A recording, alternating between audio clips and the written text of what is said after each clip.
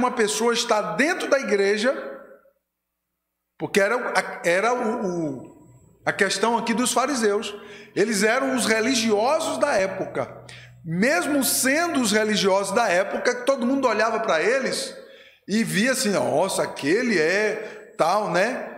Santo homem de Deus. Porém, Jesus diz que eles, na verdade, tinham só uma aparência de religiosos, que já estavam com o coração totalmente longe de Deus. Então, é por isso que eu digo que, quando nós paramos para analisar biblicamente acerca da apostasia, nós precisamos tomar muito cuidado. É como o texto de 1 Coríntios 13, 5 diz assim, que todos os dias nós temos que provar a nossa fé, avaliar nós mesmos se ainda nós estamos servindo a Deus ou não. Porque se nós, todos os dias, como diz o texto de Coríntios, se todos os dias nós não fizermos essa autoavaliação e provar a nossa fé, o texto diz que nós temos que provar a nós mesmos. Se nós todos os dias não fizermos essa prova da nossa fé conosco mesmo, entenda uma coisa, o alerta bíblico aqui é que de repente você começa a entrar numa frieza espiritual, numa decadência espiritual, e você vai decaindo cada vez mais a sua espiritualidade. Daqui a pouco, orar para você não faz mais sentido orar.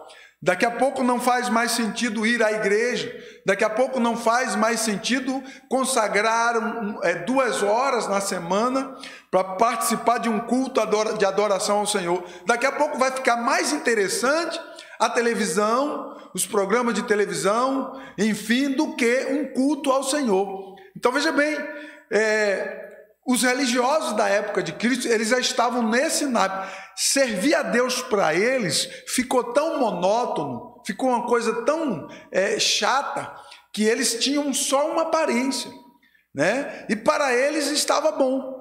Só que para Deus não. Jesus então censura eles, dizendo para eles: vocês só têm uma capa, vocês não são religiosos coisa nenhuma, vocês só me honram através dos lábios.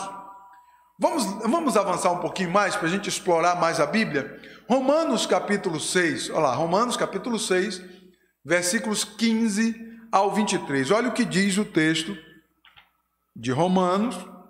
É interessante você pegar a sua Bíblia e acompanhar comigo aí. Romanos capítulo 6, versículo de número 15 ao 23. Vamos lá, Romanos 6, 15 ao 23.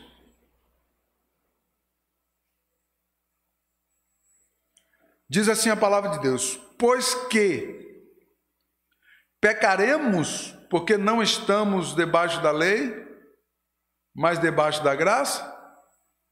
De maneira nenhuma. Não sabeis vós que a quem vos apresentardes como servos para obedecer-lhes, servos sois daquele a quem obedeceis, seja do pecado, olha isso, para a morte, seja do pecado para a morte, ou da obediência para a justiça. Mas, graças a Deus, que fostes servos do pecado, mas obedecestes de coração a forma de doutrina a qual fostes entregue, e tendo sido libertados do pecado, tornastes servos da justiça.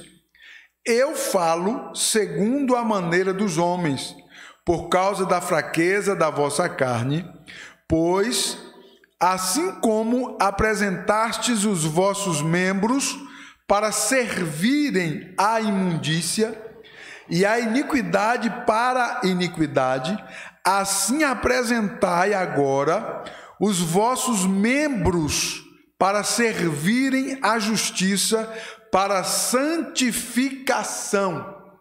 Versículo seguinte: porque quando éreis servos do pecado, estáveis livres da justiça. E que frutos tinhas então das coisas que agora vos envergonhais? Porque o fim dessas coisas é a morte. Mas agora tendo sido libertados do pecado e tendo-vos tornado servos de Deus, tendes o vosso fruto para a santificação e, por fim, a vida eterna. Porque o salário do pecado é a morte, mas o dom de Deus é a vida eterna por Jesus Cristo, nosso Senhor. Então, veja bem, o texto de Romanos, ele enfaticamente diz que quando você, não sabeis vós que a quem vos apresentardes como servo para obedecer-lhes, servos sois daquele a quem obedecer, seja do pecado para a morte ou da obediência para a justiça. O que Paulo está ensinando aqui aos romanos que serve para nós? Paulo está dizendo assim: aquilo em que você se disponibilizar para obedecer, você vai se tornar servo deste. Ou seja, quando você se disponibiliza a obedecer, viver uma vida de pecado, Paulo diz que você vai se tornar escravo dessa vida de pecado. Aí fica difícil de você conseguir sair de lá. E Paulo diz assim, isso te trará a morte. Agora, o contrário disso, segundo o contexto de Paulo, se você se apresentar para a obediência a Cristo, você se torna servo de Cristo. Então observe que nós temos duas opções, eu e você, todos nós, não só eu e você que somos crentes, todos os homens. Nós temos duas opções, ser servo de Cristo ou ser servo do pecado. Ah, pastor, mas eu não quero, você não tem outra opção. Nós temos duas apenas, unicamente nós temos dois caminhos, céu e inferno. Nós temos duas opções, salvação ou condenação. Nós temos duas opções, servir a Deus ou servir ao pecado. Duas opções nós temos, servir a Deus ou servir ao diabo. Isso é bíblico, meu irmão. Então observe que os textos bíblicos nos arremetem a entendermos que aquilo em que você se disponibilizar a servir, você vai se tornar servo daquilo que você se disponibilizou. Então é interessante, algumas pessoas têm uma dificuldade incrível de ir na igreja para servir a Deus, mas ela não acha dificuldade de ir no bar. Então veja bem, quando você vai ao bar e você sente prazer em ir ao bar, quando você começa a sentir prazer, é porque você já se tornou servo daquilo. Escravo ou escravo. Servo é o mesmo que dizer escravo. Você se tornou escravo daquilo.